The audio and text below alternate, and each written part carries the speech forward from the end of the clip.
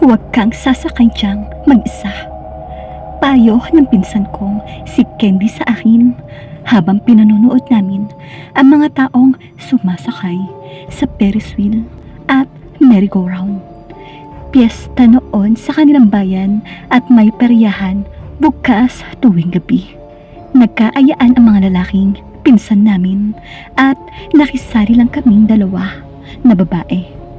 Ganun pa man, nahiwalay pa rin kaming dalawa ni Candy dahil pang-chichicks pala ang business ng mga kasama namin. Naglibot-libot kami ni Candy sa peryang malaki rin ang sakop at humantong nga kami sa merry-go-round na malas yata ng gabing iyon dahil walang sumasakay.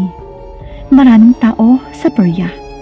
Marami rin kasing paglilibangan. Ilan lamang sa kaya kong pangalanan ay roleta, dice at Ferris wheel. Sari-sari ring pagkain at souvenir ang binebenta sa gilid-gilid. Mabenta lahat maliban sa merry-go-round. Bakit naman? Wala. Kalimutan mo na lang. Hindi ko rin naman pinaniniwalaan ang mga kwentong kung bakit maraming ayaw nang sumakay dyan. Pinagmasdan ko ang merry-go-round at waring hinahanap ang dahilan. Ayaw sabihin ni Candy. Wala ngang sumasakay roon pero hindi ko mahulaan kung bakit. Dahil maganda naman ito. Maliwanag at parang bagong pintura. Ano bang kwento? Pang-uusis ako. May multo raw. Multo? Reaksyon kong parang natawa. Sabay tingin sa merry-go-round. Paanong magmumulto? Ang multo sa ganitong lugar? Hindi ko rin alam.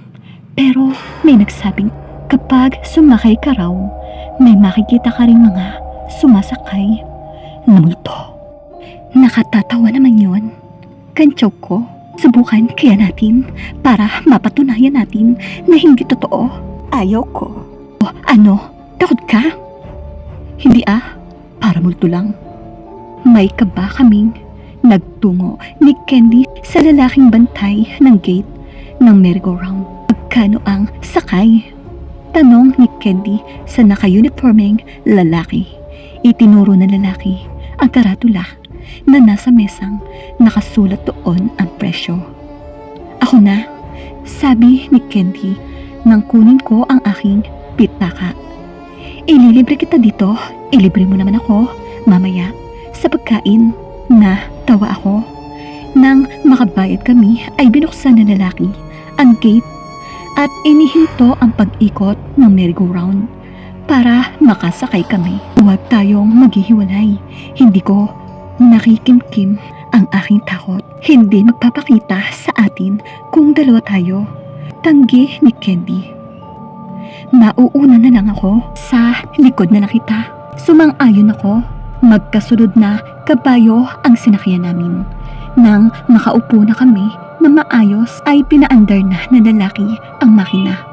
Kumapit ako sa hawakang rod. Umikot ang mga kabayo marahang tumalon-talon, lumipad at lumutang sa hangin. Nilingon ako ni Candy. Sarap! Ang sabi na abot tenga ang ngiti. Nakiramdam ako sa paligid. Sinulyapan ko ang iba pang kabayong umiikot na parang may inaasahan akong makikitang nakasakay roon. Hindi pa kasi ako nakakakita ng multo. Kung makakakita ako ng isa o dalawa, hindi ko alam ang gagawin ko. Sa pangalawang pagkakataon ay lumingon sa akin si Candy. Ngumiti, ngunit napawi rin bigla. Natigilan na parang may nakitang nakakatakot sa aking likuran. Candy, saway ko. Huwag kang ganyan. Pabigla akong lumingon sa aking likuran. Pero wala akong nakita doon, kundi mga bakanteng kabayo. Pagbalik ko ng tingin kay Candy ay nakita kong nakatawa na ang loka-loka. Pinagtitripan lang pala ako. Nakasampung ikot din kami bago inihinto ng lalaki ang merry-go-round. Bumaba kami ng medyo nahihilo-hilo pero nakangiti, satisfied. Napatunayan natin ngayon na walang multo sa merry-go-round. Sabi ko habang patungo kami sa bilihan ng merienda. Wala ka bang nakita? Tanong sa akin ni Candy. Wala. Ako rin wala. Pero parang iba ang pakiramdam ko habang nakasakay ako. Anong pakiramdam mo? Nahihilo ako? Tangi ka. Siyempre, mahihilo ka. 10 beses ka ba namang umikot? Pagdating namin sa kiosk ng mga pagkain, nag-order ako ng kikiam, French roll, French fries. Nag-order naman si Candy ng iced tea sa kalapit na kiosk. Masaya kami, maya-maya ay may tumapik sa aking balikat. Si B-Boy, ang isa sa pinsan naming kasama rin namin. Mag-isa siya. Si Candy, tanong sa akin, inginuso ko, nasan sila? Paghahanap ko pa sa ibang pinsan naming lalaki. Dumating si Candy, dala ang 2 baso ng inumin. Nandyan lang sa tabi-tabi. Naisip kong baka may mambasto sa inyo rito. Kaya kami ang mananagot kay Tito Jack. Natawa si Candy. Ayan, alam niyong tawag dyan, guilt. Kasi kayo ang nambabastos ng mga kababaihan. Natatakot kayo na baka buweltahan kayo ng karma. Okay lang naman kami. Sabi ko sabay alok ng pagkain. Naghanap kami ng bakanting upuan sa harap ng hilera ng mga stalls ng pagkain at naupo. Ang saya nga namin ni Candy.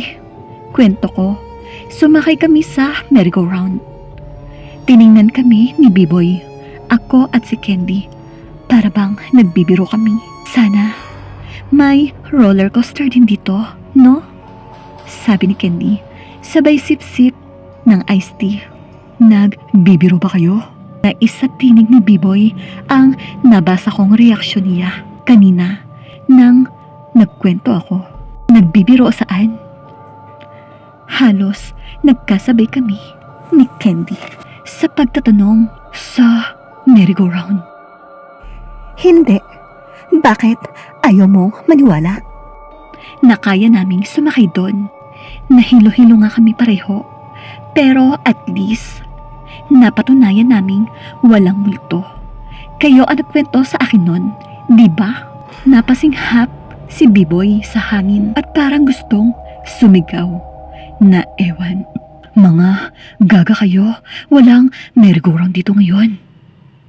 Natigilan kami ni Candy, parang naestatwa. Ang isinubo kong French fries ay parang sumabit sa pader ng aking esophagus.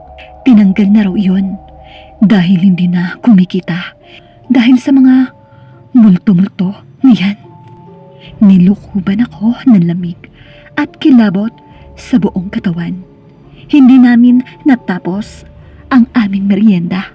3 kaming nagtungo sa lugar ng merry-go-round upang patunayan ang paniniwala ng bawat isa.